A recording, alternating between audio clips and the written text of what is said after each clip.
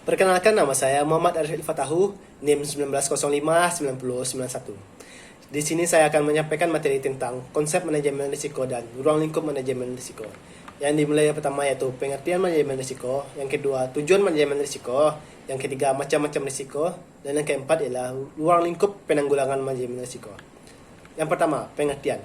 Manajemen risiko adalah suatu metode yang dilakukan untuk mencegah, menghindari, dan mengurangi risiko atau dampak dari risiko yang akan terjadi di masa yang akan datang. Yang kedua ialah tujuan manajemen risiko. Yang pertama, melindungi perusahaan dari risiko signifikan yang dapat menghambat pencapaian tujuan perusahaan. Yang kedua, memberikan kerangka kerja manajemen risiko yang konsisten atas risiko yang ada pada proses bisnis dan fungsi dalam perusahaan. Yang ketiga ialah mendorong manajemen untuk bertindak proaktif, mengurangi risiko kerugian, menjadikan pengelolaan risiko sebagai sumber keunggulan bersaing dan juga keunggulan kinerja perusahaan.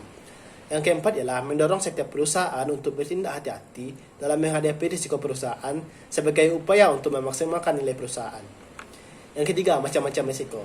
Macam-macam risiko dibagi atas dua, yaitu menurut sifatnya, dan yang kedua menurut penyebab timbulnya risiko. Pertama, menurut sifatnya. Risiko yang tidak disengaja. Yang kedua, risiko disengaja. Yang ketiga, risiko fundamental. Risiko fundamental adalah risiko yang terjadinya tidak dapat dilimpahkan kepada seseorang atau yang mengalami risiko tersebut bukan hanya satu orang atau beberapa orang saja, seperti bencana alam. Yang keempat ialah risiko khusus. Risiko khusus adalah risiko yang pada umumnya penyebab kejadian diketahui, seperti kecelakaan pesawat terbang, tenggelamnya kapal, dan lain-lain. Yang kedua ialah menurut penyebab timbulnya risiko. Yang pertama, risiko intern.